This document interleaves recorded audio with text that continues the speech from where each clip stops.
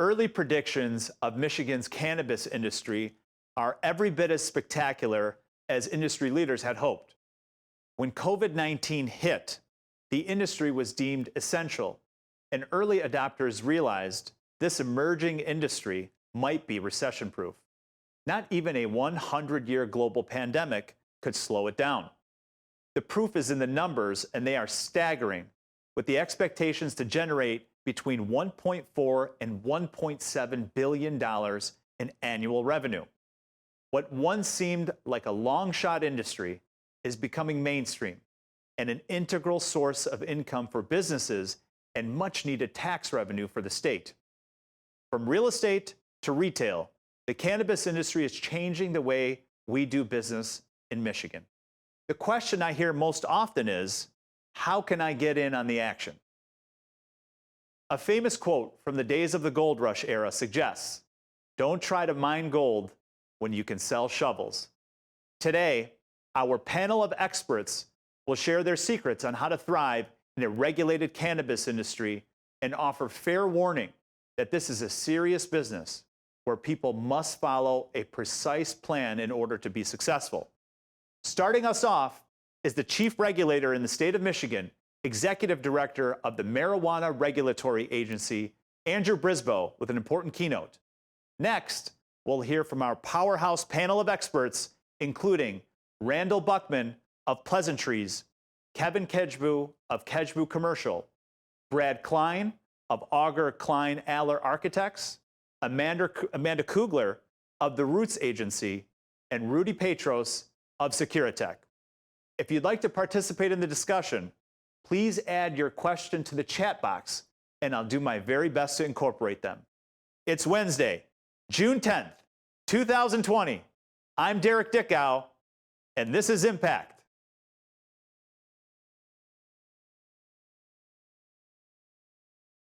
This series is free to you thanks to the generosity of our sponsors, and Impact on Cannabis is proudly presented by Conifer Insurance Company. Since 2015, Conifer Insurance has offered product liability, general liability, property, workers' compensation, and bond coverages to business operating within the legalized states across our country. Conifer's policies meet or exceed Michigan's licensing requirements. Notarized attestation, J and 2D forms are provided, and coverage is offered on an admitted basis with no unnecessary excess and surplus line fees. If you're a grower, retailer, processor, or any other licensed business, please reach out to one of their independent agent partners. And as we do every week, for those of you that have been impacted by COVID-19, either by losing a family or friend, our thoughts and prayers are with you. We have partnered with the Children's Foundation COVID-19 Emergency Relief Fund and are doing our best to help raise proceeds to support frontline and essential workers.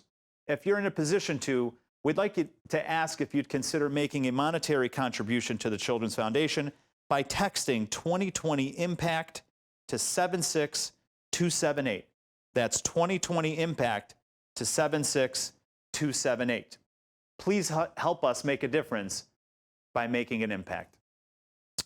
Our first guest is the Executive Director of the Marijuana Regulatory Agency, Andrew Brisbo, and he'll start us off with a keynote about what's happening within the state in the industry. Andrew, good morning.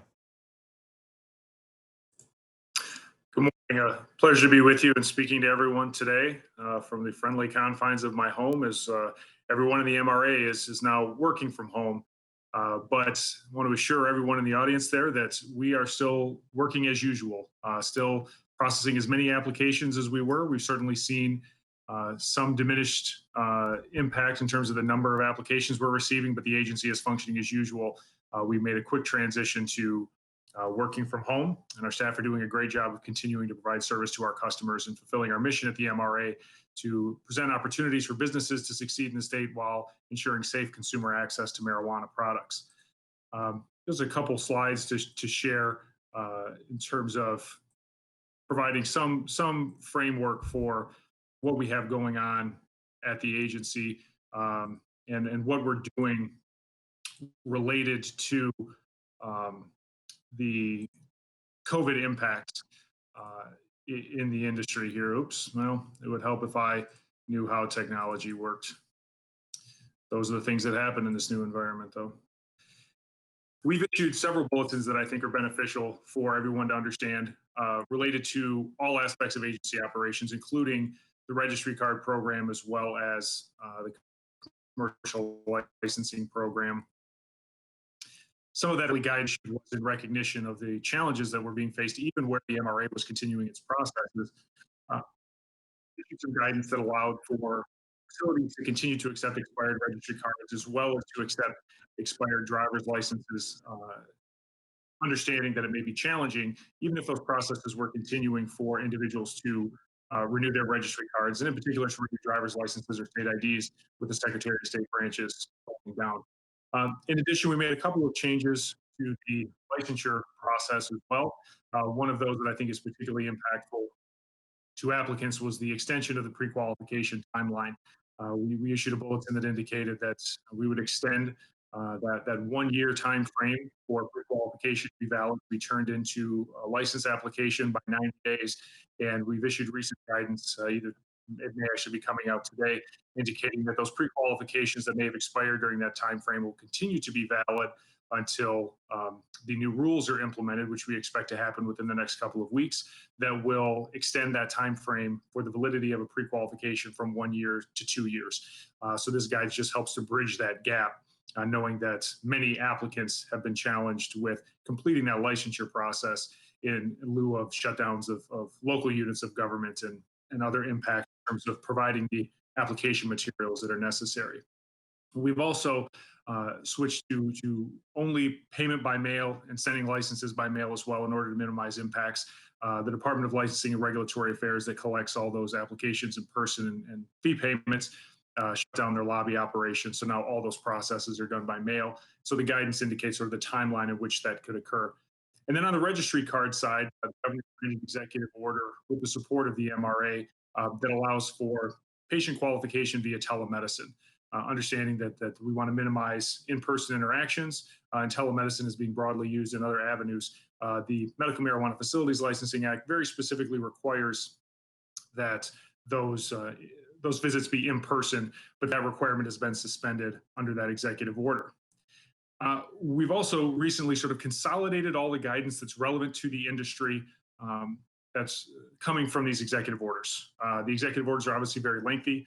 They cover broad swaths of different types of industries, and we wanted to make sure that we were pulling what was relevant to the various facility types that we regulate into that guidance.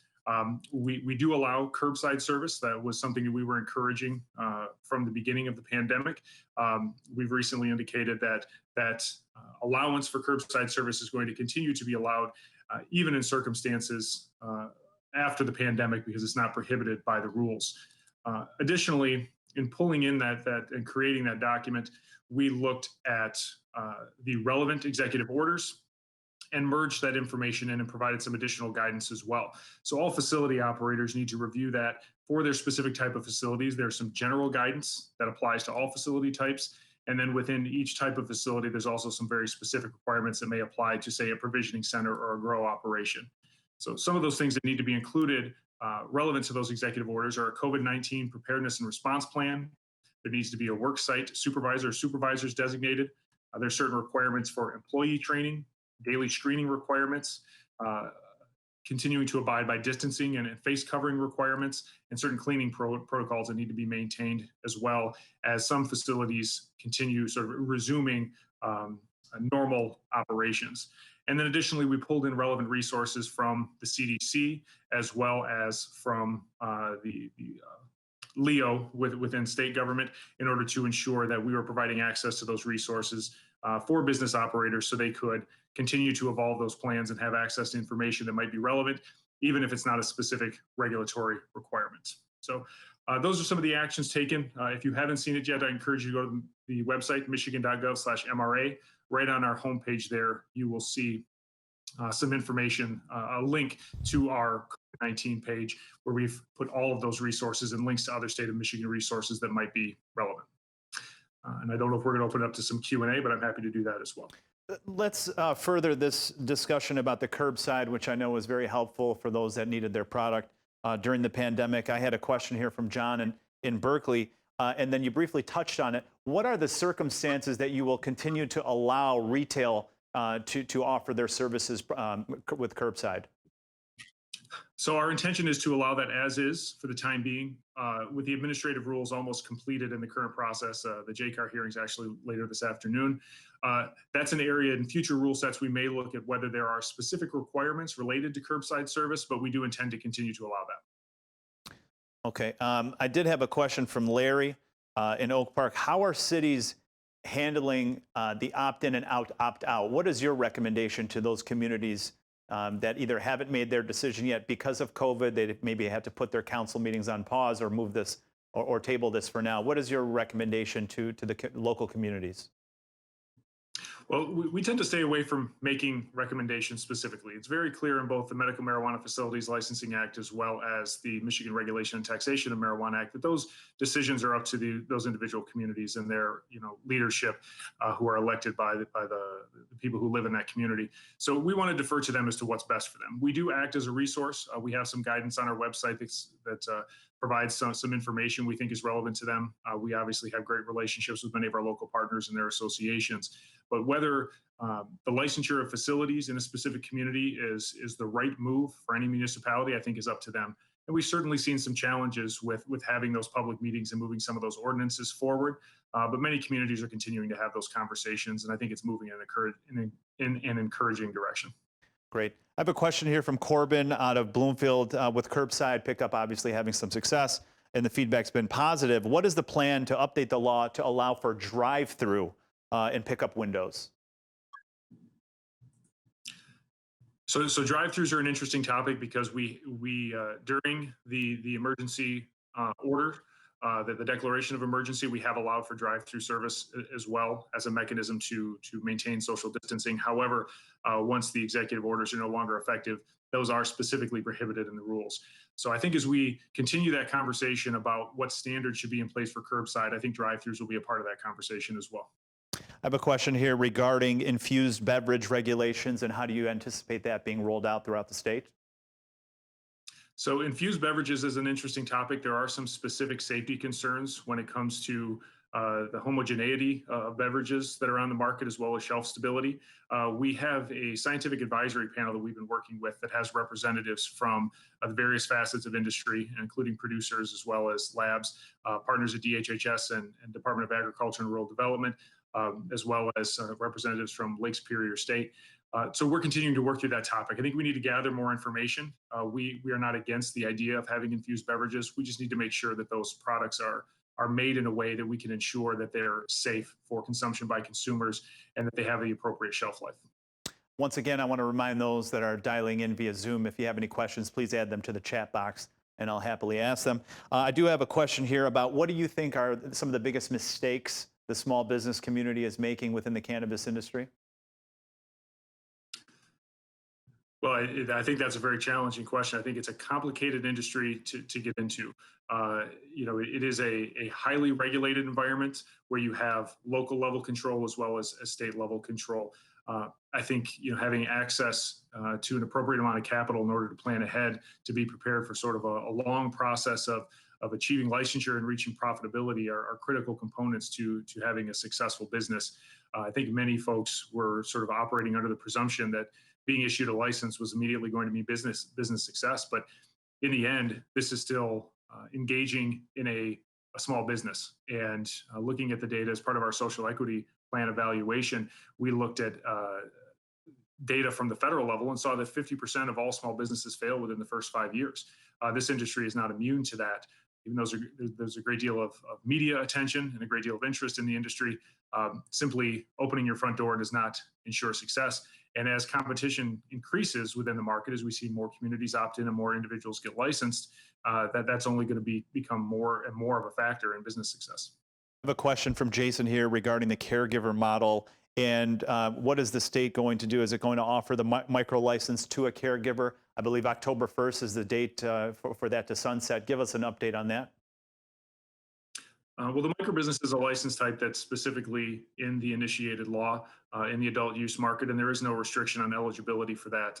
Unlike some of the other licenses, the larger grows or the retail operations, where you have to hold a license on the medical side in order to be eligible, at least until the end of this year. That's not true of the microbusiness. So any resident of Michigan is eligible for that license. And we've provided guidance in the administrative rules that would allow a caregiver who transitions into that business model and gets licensure to bring the plants that they're lawfully in possession of into that business as well. And you touched on it earlier in your keynote, but let's talk about inspections with the delays from COVID-19. When do you expect that to ramp back up to, I don't want to call it business as usual, but there is, there's an important business for those that are ready to open the lights up at their doors. How are inspections coming along? So we're doing inspections mostly in a remote fashion right now. That was a bit of a transition, but we've been successful in still issuing licenses and issuing approvals for those inspections. There may be some items that we'll have to follow up more quickly.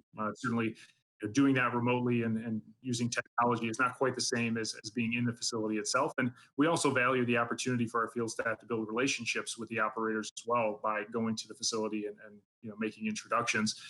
But in terms of moving our staff back into the field, we are working closely with our partners at LARA in order to develop a protocol for moving operations back into the field successfully, ensuring that we're protecting our staff, that we are appropriately evaluating the risks of entering facilities. That includes the risk to the staff as well as to the people who work in the facilities and the consumers who may be in those facilities as well. So sometime over the summer, I expect that we will be closer to back to normal operations and making more in-person visits to facilities. In between now and then, how do you see the next 12 months shaping out for the industry? What is your expectation? Well, I think we'll see continued growth. I think it's the growth of the industry is largely checked by the amount of municipal participation. Many municipalities, obviously, either through zoning or through hard caps in their ordinances, limit the number of facilities, and we're starting to reach close to that saturation point in some of those communities. So I think as things start to open up, we'll probably see more ordinances adopted, which will open up more opportunities. We'll continue to see it grow. We issued through our partnership with MSU, an economic impact study. I think that shows that we're not where we think we're going to be in terms of the growth in the industry and the size of the market and the number of jobs created, but we're making good progress there. The week of April 20th, we saw the highest sales in both the medical and adult use market to date. And then for the next 4 weeks, we saw new highs every successive week. And only last week did it kind of level back off. So, the consumer appetite for products is certainly there. And I don't think we've quite reached the peak of that yet. I have a question in regards to background checks for those applicants. The question is that you guys have contracted with a third party to facilitate those background checks. How do you see that being ramped back up as you open your doors? Well, we haven't stopped that process. It's continued as is. The only hiccup there for anyone who's sort of in the know and working through that process has been making connections with local courts. Many of them have been closed, so it's been very challenging to look at their records, to complete that background analysis, and to retrieve records in cases where there are records to be retrieved. So we continue to work in the same capacity we always have. I think a lot of those other factors with other governmental agencies or other private entities that play a part in providing some of that documentation has been a bit of a challenge. So that may have slowed down certain processes some, but we're starting to see that ramp back up as well. And again, I think the timeline for everyone to get back to normal is starting to unfold, and we'll see a lot of progress toward normal business operations by the end of the summer. You mentioned earlier in I believe your keynote that 50% of small businesses fail. What has the MRA done to help support small businesses in this space? So often we hear about the big behemoth coming in dominating with licenses. What is the MRA doing to help support small businesses throughout the pandemic and then just as a resource partner? Sure. I think we try to create a regulatory environment that allows for success of businesses of all types, and considering the regulatory burden on businesses of various sizes so that they can all be successful. I think that's one piece of it. And then our ongoing commitment to outreach and education and collaboration. This just being one example of that.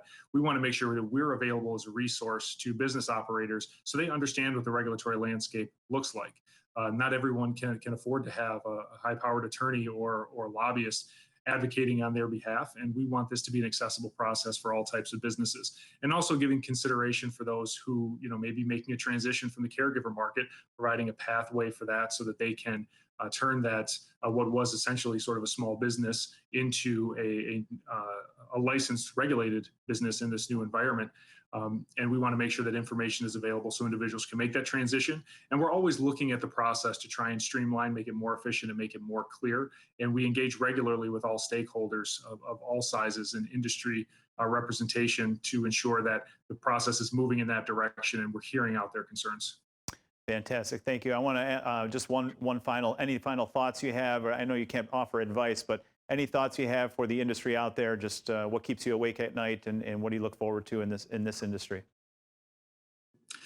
Well, I think where we're trying to look in the future now is once these rules are adopted, hopefully later today, they'll be effective within the next couple of weeks, that we'll have the baseline framework for what the regulatory environment will look like for the foreseeable future. It will allow us an opportunity then to focus in on specific issues that have some gravity in terms of the impact on licensees or the public, and give them their due in consideration so we can continue to fine tune that. But overall, our approach as an agency is to prepare this regulatory environment in Michigan so the businesses operating in it are prepared to expand into a regional and national environment as policy on the national level starts to shift. So in areas where we sometimes get accused of being on the strict side comparatively to other states, I take that as a compliment, because we're being forward thinking to ensure that our businesses are operating in a way that will align with what we perceive standards to be as that market expands on a more national scale. Some have accused the MRA of being difficult to work with. I want to read you this quote I just got from Sharon. "We are a woman-owned grow, pre-qualification status. We're getting ready for groundbreaking in 2 weeks. And we just wanted Andrew to know that he and their team have been wonderful and a pleasure to work with." So despite some of those maybe accusing the MRA of having some difficulties, here's a glowing testimonial on behalf of you and your team. Andrew, I want to say thank you very much for taking time from your day to provide us some insights in an update from the state. We appreciate that. We want to wish you and your family continued health and continued safety. Andrew Brisbo, Executive Director of the Marijuana Regulatory Agency here in the state of Michigan, thank you so much for being with us, and we'll see you soon. We'll be right back. Thank you. On Impact.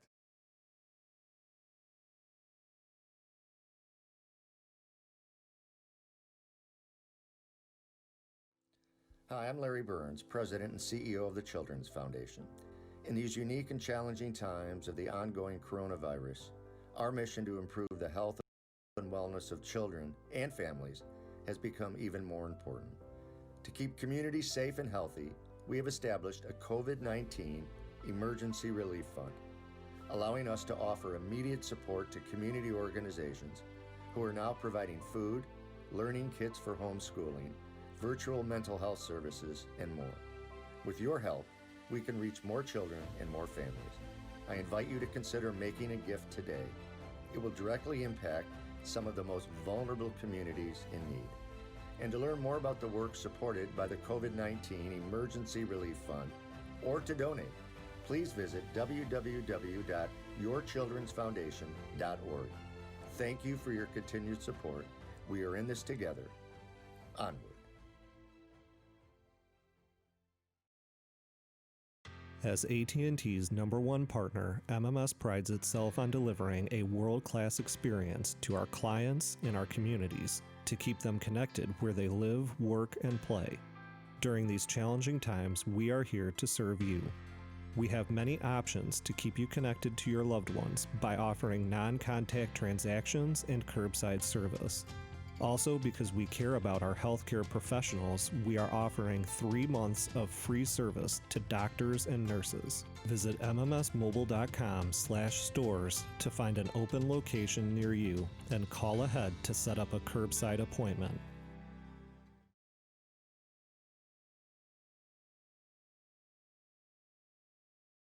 And now for our powerhouse panel of experts, let's welcome Randall Buchman, Kejbou, Brad Klein, Amanda Kugler, and Rudy Patros. Randy, I'll start with you. How has COVID-19 affected the industry from a retailer, grower, and processor standpoint?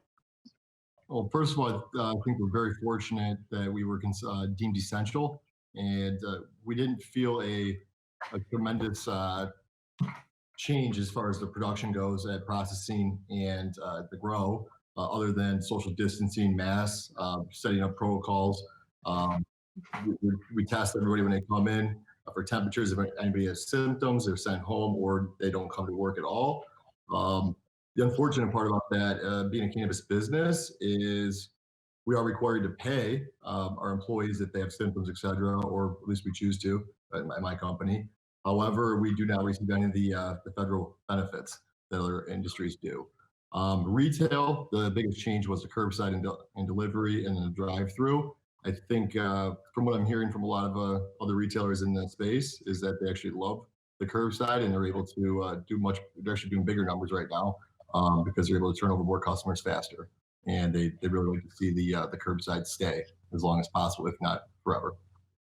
Rudy, you're our security expert on this panel. Give us an update on how COVID-19 has affected the industry as a whole.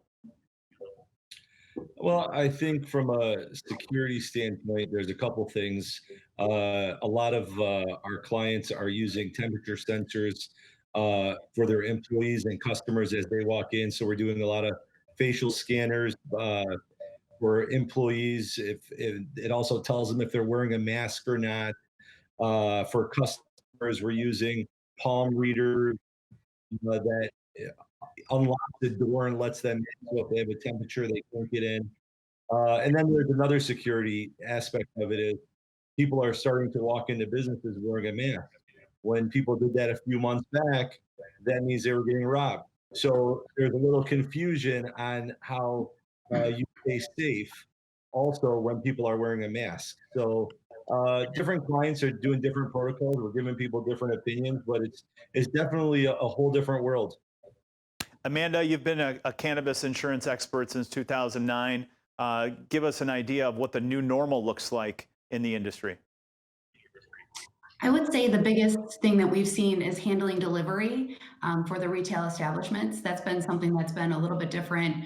We've had to talk with business owners about handling either commercially owned vehicles or having employees taking their own vehicles out on the road on behalf of the business, and the impact that that has on not only the business, but the employees, the workers' compensation in the event that they are injured while out on the road, and just handling that with the business owners, I would say would be the biggest impact that COVID has had on us.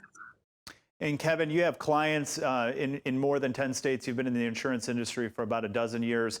Give us an update from your vantage point. What can people expect moving forward? I'll tell you what, Michigan is one of the states that has much better rates than all other states.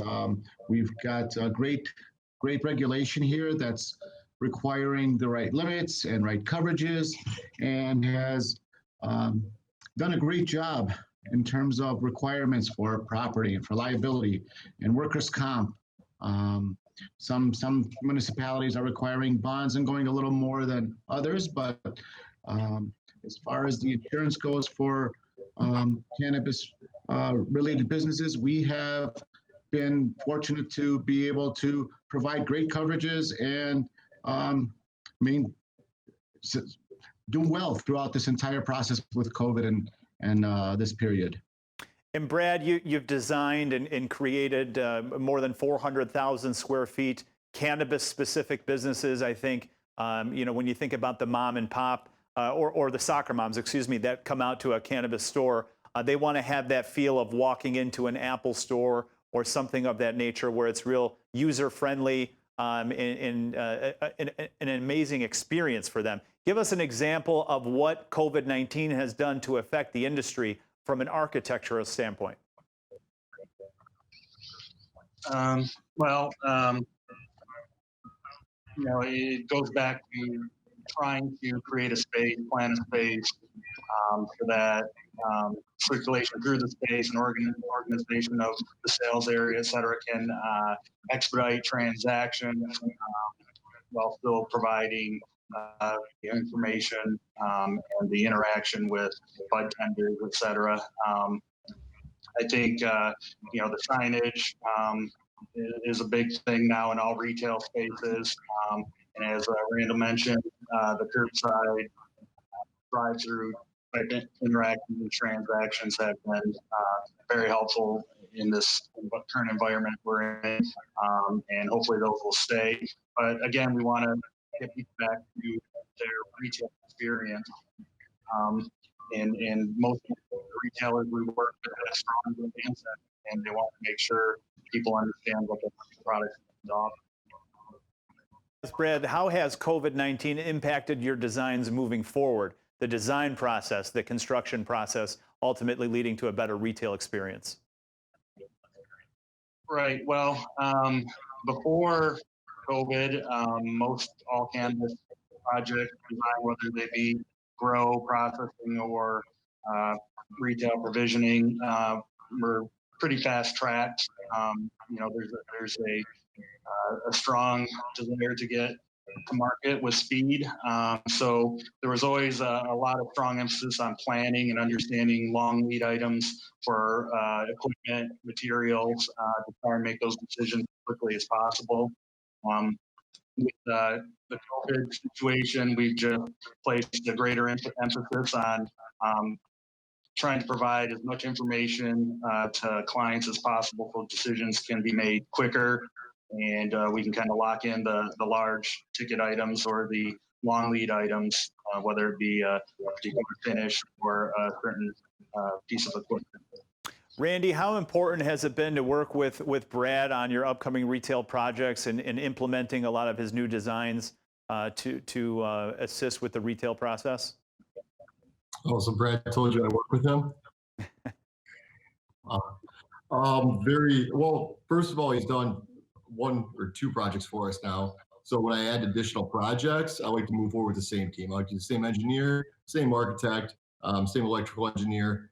Everybody knows what I'm expecting, what equipment I'm using, what designs I'm looking for. That way I don't have to reteach and or go over different equipment, different designs with a new team every single time. I'm actually engaged Brad's firm to design our cultivation facility in Massachusetts that we're going to design right now for 110,000 square foot cultivation, processing, and packaging facility. And why I'm doing that in Massachusetts is because I've worked with them here and they know what I want. Let's talk about, Randy, your partnership with local governments and how important has it been for you as the CEO of Pleasantrees to forge and to continue to relationship build with municipal and elected officials? Yes, a relationship with the local officials is extremely important. You need social responsible and legal relationship, first of all. But being able to articulate what your plans are, what you want to do, what your company is about, and what you're trying to bring, and what you're trying to bring to the municipality, and the benefits that you can offer as far as being a good partner and a good a business in the municipality. You have to articulate that, otherwise they don't know who you are. And some of these application processes, they get 50, 75, 100 applications. You need to put a face to that piece of paper. And they want them to know that this is your company, this is who that person is. Oh, I've talked to Randy, or I've talked to another person on Randy's team. We know who Pleasantrees is, and they're great people, and they seem like a really good company, and that really puts you to the top of the stack inside of the application process. And they're extremely competitive. Some of the better locations or better municipalities are extraordinarily competitive for very few locations. So you have to do everything you can to try to get to the top there. Rudy, you've been across the state implementing and educating retailers, growers, processors on best practices within the security industry. What are you bracing for? What kind of recommendations do you give to them from an operational standpoint? Due to COVID or in general? Let's focus on COVID. What's been helpful advice that you've given them since we've started with the global pandemic? Well, people usually bring me in early, so COVID has to do with design and working with Brad or whoever the architect is. You want to make sure the entrances are set up a specific way. You want to make sure the lobby, the foyer, the employee entrances, a larger facility so that you can check temperatures of the employees, make sure that everybody's wearing a mask. Just setting things up with surveillance cameras so management can view everything, or the guard service can view everything. Definitely getting a lot more involved with the physical security guards managing a lot of the operation with the technology that we install. Amanda, are you working in tandem with a security expert like Rudy to provide advice to retailers and to your clients? How do you operate within this new norm that we're in? Yeah, I would say every insurance carrier that we work with has very specific security requirements that they insist on in order for coverage to be initiated. So it's very important that we work with our client and their security consultant or security company to make sure that each requirement that the insurance carrier puts in place is satisfied. Otherwise, they run the risk of not having coverage in the event of a theft, a fire, something along those lines. So it is very important for us to work not only with the insured, but also with the security professionals as well. Kevin, you have a lot of clients that are obviously transitioning from other businesses as entrepreneurs into the industry. What advice do you have for those that are considering to get involved into the cannabis industry here in Michigan? One of the most common transitions that we see is landlords and realtors bringing on cannabis tenants. A lot of those landlords are not familiar with the current policies that they have, and that they should consult with their agent to make sure that they have the right policy and the right carrier for that operation that's taking their space. Let me ask a question I posed last week, and it's regarding a study that the Small Business Association of Michigan recently commissioned, and that 1 in 7 business owners do not feel confident their business will survive the lockdown. We're just now, as of Monday this week, back to enjoying restaurants. Next week, the hair salons and nail salons will open up. This is a question for any one of you. Just jump in on it. How do you think that the shelter in place has affected small business throughout the state? And more importantly, what is the impact within cannabis? Brad, I'll start with you. Well, in terms of the design industry, we're able to work pretty readily remotely on working with our clients. There wasn't as many hiccups just because of certain ones were deemed essential because of their medical marijuana status. So in terms of, we're just looking forward to getting things, finding out what the new protocols will in fact be, and implementing, the social distancing, et cetera, into our facilities, and making sure that, they respond to both the needs of the production needs or the sales needs and safety needs of the public. I think in terms of what we've seen outside of the retail, we haven't, the cannabis market was kind of, I guess, best suited to weather the storm just because of the nature of the business. Randy, I'll come to you now as a vertically integrated operator. How has shelter in place affected these small businesses? And do you think that will trickle over into the cannabis industry? Do you see this industry as recession-proof? I think being deemed essential and watching the numbers, the revenue numbers, the sales numbers that have occurred since the lockdown and COVID definitely says something about the industry. I'd say we're more recession-proof than gambling at this point, since gambling did not make it through this. Well, they'll come out on the other side, but they were not able to operate. And they saw significant losses where cannabis sales are going through the roof. We're selling out of product right now, and we had a tremendous amount of product. We were concerned about sales, and we're concerned if we have enough. So we're doing great as far as that is going. When COVID did hit and the lockdown started, we had 4 construction projects going. It was kind of a hard stop at all those locations until we figured out what was going on and the best way to approach it. We had, our general contractors were concerned, and they want to make sure they were covering their butts.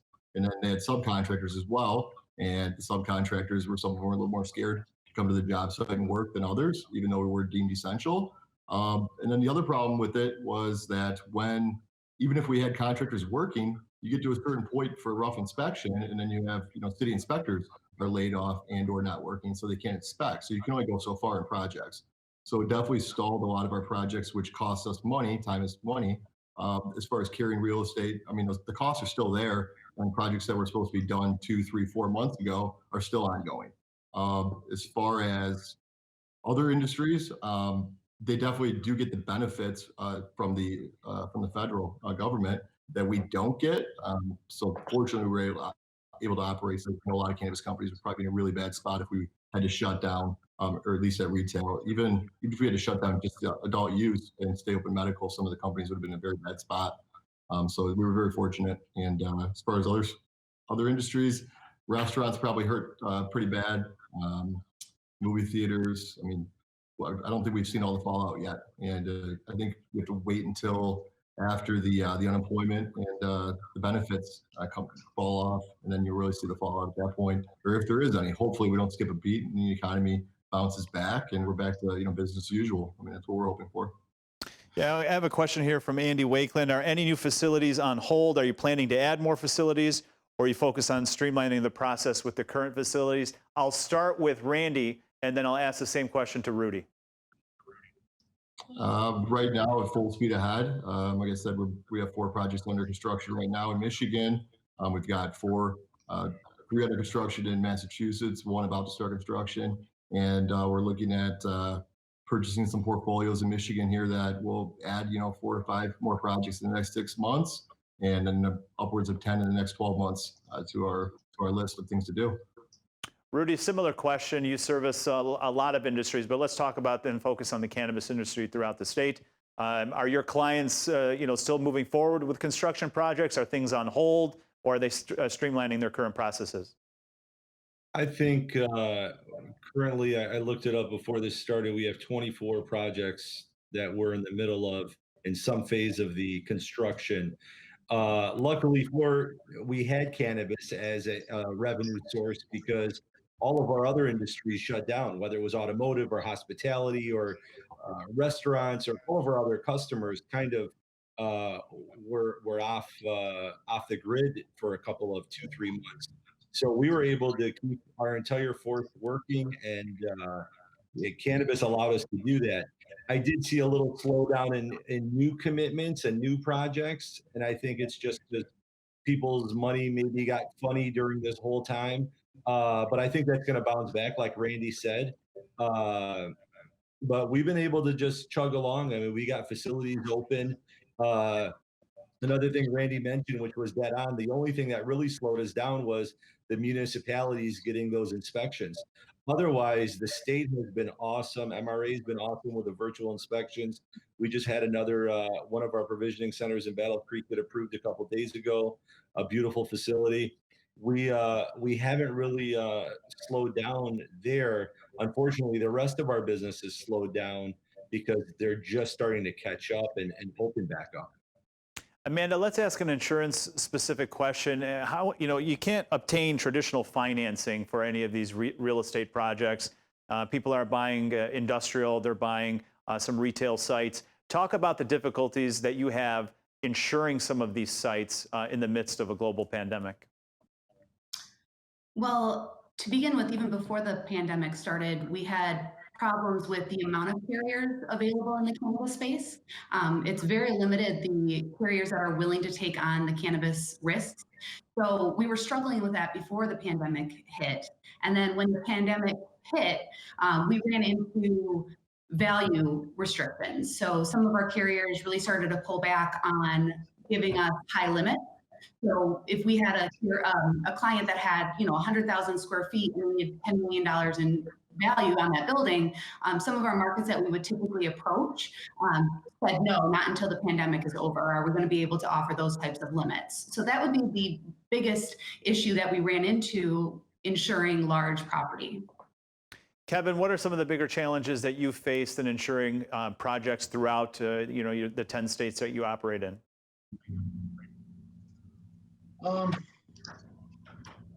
Let's go. Just like Amanda just said, during the pandemic, lots of our carriers were hesitant to write larger projects. Over the 10 states, we've got, especially in the past couple of weeks with all the riots that were going on and stuff, I did definitely experience lots of carriers just completely stop offering coverages. And this is something that many carriers are taking a hard look at right now, given what's recently happened. But hopefully things will get back to normal soon, and we will get past this period that these past few months that have been very challenging for all of us. So from your vantage point, Kevin, do you have an optimistic view over the next 12 months, or has the global pandemic just totally crushed the insurance aspect of things? So to be completely honest with you, the cannabis industry over the past 3 months has been pretty much the only industry that we've been writing any new business for, and still had some traction compared to other industries. Developers, realtors, hospitality, all just came to a complete halt. Today's what we've the past couple of days I've already noticed a good trickle of calls coming in, and people headed back to work and getting back to their developments and putting plans together. I'm very optimistic. I think Michigan's a great state and will be able to bounce back stronger, hopefully, than ever. Brad, do you have an optimistic view on projects within the industry? Oh, absolutely. During the kind of shutdown, things slowed a little bit or been put on pause, but anything that was slowed down or on pause is fired back up, and they're looking to see how they can kind of play catch and kind of make up for lost time. We've had a number of inquiries. We're writing proposals seemingly every other day for new work. So I'm very optimistic. There's a lot of nice work out there. What are you excited most about within the industry, though? I would just have to say the potential size of it.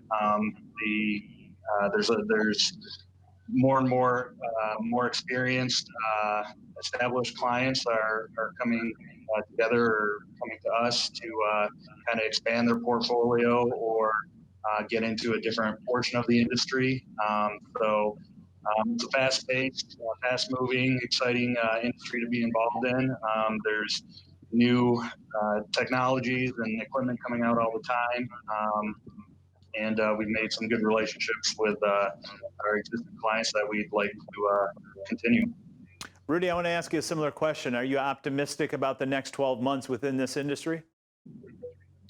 Yeah, I think it's going to be just based on the amount of proposals we've done and the calls that we get. We're getting a lot of out-of-state calls for people who want to do business in Michigan.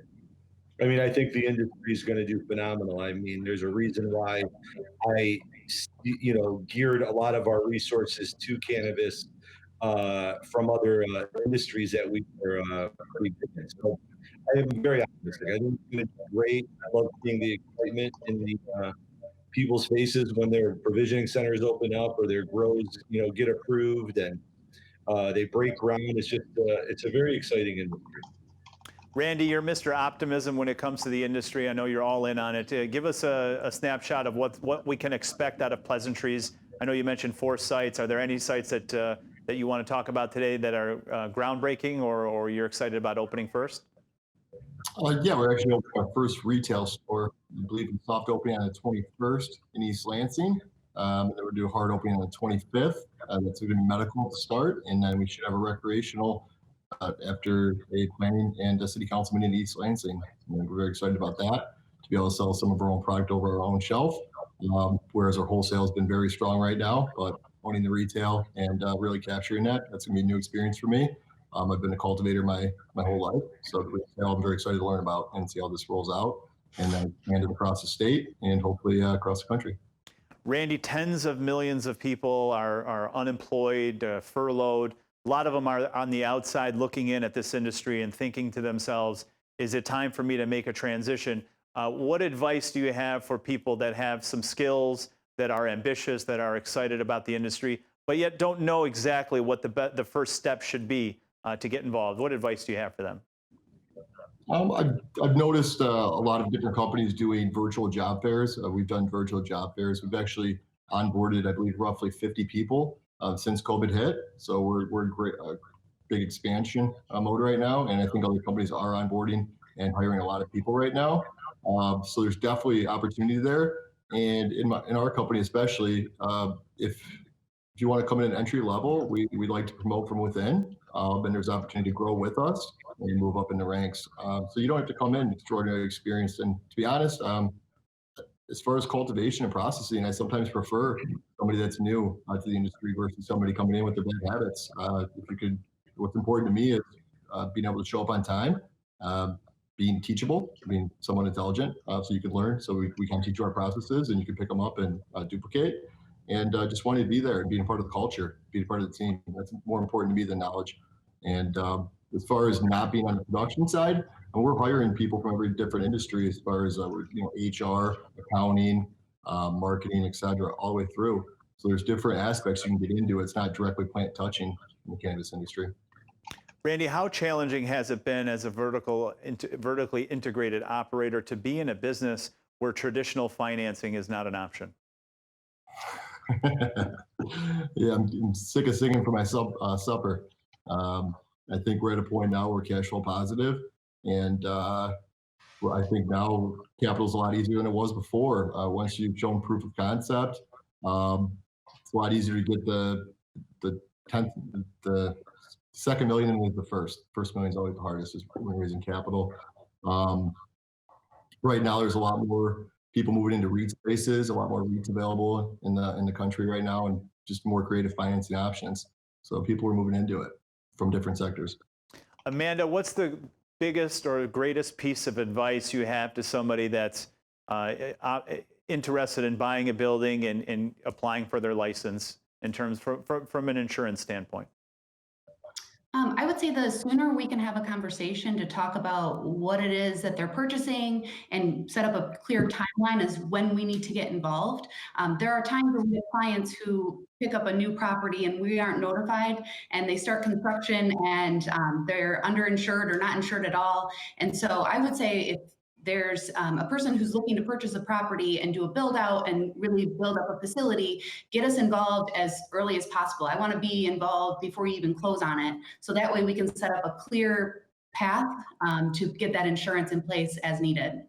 So your style is to take a more proactive approach. You sit down with them, take a look at what their goals are, and then what the properties are that are available. And then you you provide your advice from there as an insurance agent.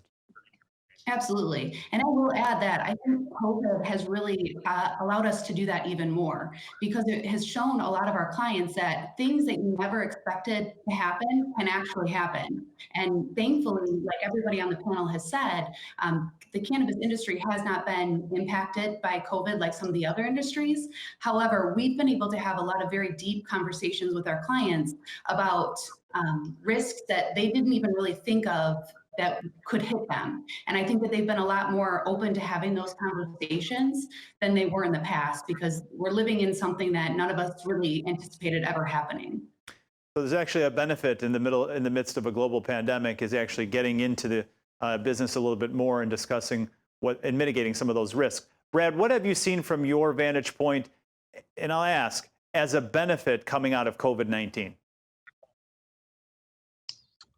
Well, as a benefit, in terms of our operations, we've learned how to streamline and collaborate, remotely with whether it's vendors or equipment vendors or staff members. So I think it's strengthened our ability to work, both within the state and outside of the state. I think it's really put a renewed focus on planning and trying to work with our clients as closely as possible to solve not only their production or their sales goals, but as well as how they're going to operate with the public, interact with the public, and also with their employees. So it's really kind of refocused our energies on some of the fundamental practices of architecture and design and planning. Rudy, a similar question. Have you been able to find a silver lining in the security business throughout the global pandemic? No, I wouldn't call it a silver lining. I think it's more of a responsibility to your customers. And depending on who the customer was and what industry it was, just being there for them. I mean, that was the number one thing. For example, we're doing a jewelry store in Birmingham today that doesn't know how they're going to allow people to walk in there with a mask on without being terrified that they're going to get robbed because they've been robbed in the past. So we're doing some technology things to help them. So I don't think it's a silver lining. I think if you were in a few different industries, there was a silver lining if it was marijuana, booze, and food, basically. But everybody else, took a beating of some sort, and we don't know what the aftermath is going to be. But for us, it was just being there for our customers, and luckily, cannabis allowed us to stay fully staffed and fully operational because we had large projects that were deemed essential. And my team was brave and strong, and they all wanted to work, and nobody wanted to sit home, and we were able to just chug along. Kevin, what advice do you have for new operators on the retail side? Everybody hears about the tax code 280E. We need to understand it. What exactly is it? Well, 280, from my understanding, I'm not an accountant, but obviously it does not allow the retailer to write off anything other than the cost of goods. They cannot write off their payroll, their rent, their utilities, and other expenses. So something that everyone should really consult with an accountant really for in regards to 280E and the tax laws. Well, let's go to Randy, because Randy's going to have this issue coming up in East Lansing. Randy, what are your thoughts on 280E, and can you help synthesize it for us a little bit? Yeah, I think it's important to understand the basis of 280 and where it came from. Look back into the 80s with the drug lords that were trying to write off the cost of their militia and their drug submarines. And then the IRS said, whoa, we can't have this. So they formed 280E. And now it's being applied to the cannabis industry, which I think is unnecessary burden on the cannabis industry. Where if you're growing carrots versus growing cannabis, it's about a 70% tax increase burden on us. It doesn't hurt as bad on a vertical as far as cultivation and processing, because we are able to write off a labor there versus a retail. We're not able to write off labor because in cultivation processing, labor is part of that cost of goods. So you're manufacturing a product. At a retail level, you're not manufacturing there, you're selling a product. So the 280E burns a little bit harder there. I am optimistic that 280E will hopefully go away in the next, I'd like to say the next year or so, depending on the election goes and the conversations at the federal level are, hopefully within the next 3 years. And I think we'll see increases from a retail level of maybe a 10 to 12% margin, upwards of 20 to 25% margin. So that'd be really significant for standalone retailers, especially. I'll come back to you. What are the do's and don'ts of insuring a cannabis business? For me? Kevin. Okay. Well, for me, do not underinsure your property. Do not underinsure your exposures. Make sure that you follow all requirements and guidelines in your insurance policy. Be familiar with your alarm requirements, with your security requirements, firearm exclusions that are in your policies is one of the most important exclusions that you should be aware of.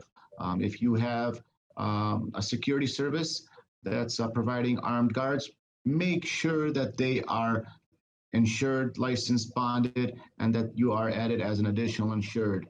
As every policy I have seen has an absolute firearms exclusion, and in that environment, fortunately, at this time, we haven't had any experiences like that, but given the current days, you never know what could happen. So definitely consult with an experienced agent in cannabis that will walk you through the entire application process for local municipalities as well as state requirements. And you should definitely be in good hands. We got just a couple minutes left. Brad, the do's and don'ts of designing your cannabis business. Well, I think the first do, especially if you're kind of new to one of the industries, whether it be cultivation, processing, is to understand or know what your goals are. understand what processes and what types of systems you're interested in using, so that we can kind of tailor our approach to meet your goals and help you through understanding, an organized and efficient layout, space plan. Really, it's all communication, and we start typically with, especially with new clients, a questionnaire and a matrix to essentially answer a lot of the questions that allow us to start laying out a space and trying to meet those production goals. With our established clients that have a greater understanding of their business and their goals, it's just trying to replicate what's worked for them and trying to solve any issues or something that's not working to try and improve where we can. So really, it's the sooner we can get involved in the process and start looking at things and helping develop plans, the better. Again, because we're always kind of looking forward to the goal of a construction as soon as possible. So we want to make sure certain systems and decisions are being made so that we can help contractors get their orders out sooner than later, and try and keep the schedule on pace. And one of your contractors is Rudy from Securatech. Rudy, last bit of advice that you have for those that are getting into the industry. Just surround yourself with good people. I mean, that's the A1, in my opinion, from your insurance agent to your architect. We all know each other. Everybody knows the good people in this business. As big as it is, it's a small group of people who are very respected. Everybody here would say the same thing and agree with me on that. Just surround yourself with good people. Don't take silly shortcuts. And, you got to make sure that you got some funding, because it's a very expensive industry between your build out, between your electrical and your HVAC and your security and everything it takes to make this thing fly. You just plan right, surround yourself with good people. That's all I could say. Amanda, last bit of advice, please.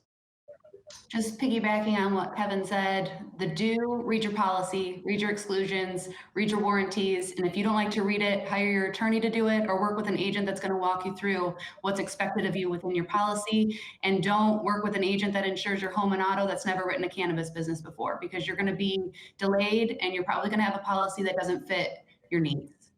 Randy, final bit of advice to somebody trying to break into the industry.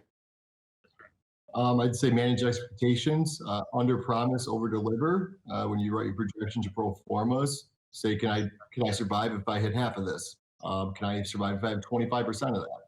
And when I talk to other people that are trying to get into it, they say, oh, I'm not going to lose a crop. That's not going to happen. That's not going to happen. If it does, which things do happen. I mean, Murphy's Law, always, it's never as fast as you want it to go. And it's never as much money as you want it to be when you want it to be there. So just making sure you can survive on, if you have hiccups, mistakes, and then if you have investors, and if you have say 50% of what you actually think you can do on your pro forma, and you exceed that, you're okay, a superhero. So why overpromise there? Manage expectations and then deliver. On that note, I'd like to thank our esteemed panel for their expertise and leadership on the impact on cannabis. Thank you, Randy. Thank you, Rudy. Thank you, Kevin, Amanda, and Brad. And as we do every week, we want to reiterate for those of you that have lost a family or friend due to COVID-19, our thoughts and prayers are with you. We've partnered with the Children's Foundation COVID-19 Emergency Relief Fund and are doing our best to help raise proceeds to support frontline and essential workers. If you're in position to, we'd like to ask and encourage you to please text 2020 IMPACT to 76278. That's 2020 IMPACT to 76278. Help us make a difference while making impact. We hope you enjoyed this program. All of our impact programs are, of course, on our YouTube channel. Invite a friend, share it with a colleague, and you can catch all programs on YouTube. We want a special thank you once again to our presenting sponsor, Conifer Insurance Company, for all of your insurance needs. And thank you to all of our sponsors every week. And we want to remind you to stay healthy, Stay safe, and we'll see you soon on Impact.